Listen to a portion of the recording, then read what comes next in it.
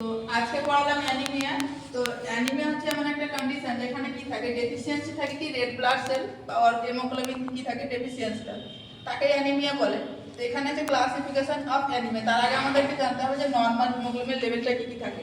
তো মেলের ক্ষেত্রে 13 to 18 gram per DL থাকে, ফিমেলদের ক্ষেত্রে 12 to 15.5 গ্রাম পার ডিএল কি থাকে, যে নর্মাল হিমোগ্লোবিন থাকে। তো এবার হচ্ছে আমরা ক্লাসিফিকেশন কখন অ্যানিমিয়া বলবো, যখন হচ্ছে লেস দেন 11 হচ্ছে যে গ্রাম পার ডিএম যখন হিমোগ্লোবিন থাকবে তাকে বলছি। তাহলে এখানে হচ্ছে মাইল্ড, মডারেট, সিভিয়ার, প্রোফাউন্ডের মধ্যে কি ডিভাইড থাকে। তো মাইল্ড অ্যানিমিয়া কখন বলবো, যখন হচ্ছে হিমোগ্লোবিন লেভেলটা কত থাকে, 10 to 10.9 গ্রাম পার ডিএল থাকে, তখন তাকে কি বলে মাইল্ড অ্যানিমিয়া। মডারেট অ্যানিমিয়া কি এখানে থাকে লেস দেন হচ্ছে 7 to হচ্ছে 9.9 গ্রাম পার ডিএল। সিভিয়ার অ্যানিমিয়ার ক্ষেত্রে লেস দেন 4 to হচ্ছে 6.9 গ্রাম পার ডিএল।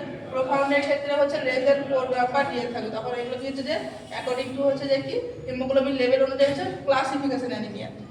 এর যে কি কি কারণ হতে পারে, যেমন হচ্ছে ফলিক অ্যাসিড ডেফিসিয়েন্সির জন্য দেখা যায় পেশেন্টের ক্ষেত্রে মেগালোবালাস্টিক অ্যানিমিয়া, বা ভিটামিন বি12 ডেফিসিয়েন্সি যেমন দেখা যায় pernicious anaemia, iron deficiency anaemia, aplastic anaemia, বা অ্যানিমিয়া অফ ক্রনিক ডিজিজ, যেমন হচ্ছে কিডনি বা রেনাল কোনো প্রবলেম থাকলে কি হয় যে অ্যানিমিয়া দেখা যায়।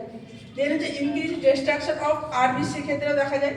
এখানে যেমন এনজাইম থাকে G6PD ডেফিসিয়েন্সির ফলে, বা সিকেল সেল একটা হচ্ছে জেনেটিক যেখানে যে আরবিসি কি সি শেপ ধারণ করে, সেই সমস্ত জন্য কি দেখা যায় যে অ্যানিমিয়া দেখা যায়। এবার হচ্ছে ক্লিনিক্যাল ম্যানিফেস্টেশন আমাদের কি কি দেখা যায়। ফার্স্ট দেখা যায় ফ্যাটিক দেখা যাবে, পেশেন্টের ক্ষেত্রে ক্লান্তি ভাব আসবে, উইকনেস দুর্বল হবে, হোয়াইটনেস আর প্যালের স্কিন। যখন আমরা ফিজিক্যাল এক্সামিনেশন করে দেখবো তখন কি পাবো, আমরা প্যালের স্কিন পাবো। ডিপসনিয়া, কারণ ডিপসনিয়া হওয়ার কারণটা কি হচ্ছে, আমাদের হিমোগ্লোবিন কি করছে, অক্সিজেন ক্যারি করছে। এবার হিমোগ্লোবিন পরিমাণ, একটা হিমোগ্লোবিন হচ্ছে 4টে অক্সিজেনকে ক্যারি করে।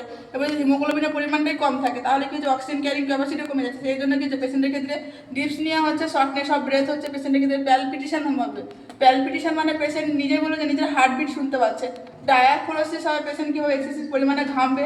ট্যাকিকার্ডিয়া হবে, পেশেন্টের হার্ট রেট কি হবে বেড়ে যাবে, এবং হচ্ছে যে কি হাত পা কি হবে ঠান্ডা হবে। এবং ডায়াগনোসিস টেস্ট কি কি করলে আমরা যে অ্যানিমিয়া বুঝতে পারবো, যে ফিজিক্যাল এক্সামিনেশন করে দেখলে আমরা যেমন কি পাবো, হোয়াইটনেস স্কিন পাবো। যে স্কেলার যখন চেক করবো তখন আমরা কি করবো, যে স্কেলার প্যালার পাবো, নেল বেস উইদিন 3 সেকেন্ডের মধ্যে কি হচ্ছে যে ব্লাড ব্যাগ আসবে, এরকম করে আমরা কি করবো যে দেখবো। দেন হচ্ছে আমরা যদি ল্যাব টেস্ট করি তাহলে সেখানে কি হচ্ছে কমপ্লিট ব্লাড কাউন্ট করে দেখলে সেখানে হচ্ছে হিমোগ্লোবিনের পরিমাণ কম থাকবে। এই সমস্ত পেশেন্টকে আমরা ম্যানেজমেন্ট কীভাবে করবো, ফার্স্ট হচ্ছে নিউট্রিশনাল সাপ্লিমেন্ট দেবো, যে সমস্ত খাবার খেয়ে কি হচ্ছে যে পেশেন্টের হচ্ছে যে কি হিমোগ্লোবিনের পরিমাণ বাড়ে, যেমন হচ্ছে যে কি খেজুর বা হচ্ছে ছোলা বা সিজনাল যা ফ্রুট থাকে সেগুলো খেতে হবে। সঙ্গে যেমন হচ্ছে ভাতের সঙ্গে হচ্ছে পাতিলেবু, সমস্ত কিছু আমরা অ্যাডভাইস দেবো। আয়রন সাপ্লিমেন্টেশন দেবো, কন্ট্রোল করবো হিমালয়। দেখা গেলো হচ্ছে অ্যাক্সিডেন্টের কারণে প্রচুর হচ্ছে যে অ্যাক্সিডেন্ট বা কোনো কারণে প্রচুর ব্লিডিং হয়েছে, ব্লাড লস হচ্ছে, সেক্ষেত্রেও দেখা যাবে। তাহলে সেখানে আমরা কী করবো, ফার্স্ট হচ্ছে কন্ট্রোল করবো কি হচ্ছে ব্লিডিংটাকে। তারপরে পেশেন্টের ক্ষেত্রে যে স্প্লিনেক্টমি করা হয়, ইমিউনো সাপ্রেশন কোনো থেরাপি দেওয়া হয় যদি অটোইমিউন ডিজিজ থাকে সেক্ষেত্রে, বা কর্টিকোস্টেরয়েড দেওয়া হয়, রিমুভাল অফ টক্সিক এজেন্ট, যেন হচ্ছে যে কি যদি বোন ম্যারো ট্রান্সপ্লান্টেশন এই সমস্ত করে কী করা হয়, যে পেশেন্টের ক্ষেত্রে অ্যানিমিয়ার ক্ষেত্রে ম্যানেজমেন্ট করা হয়।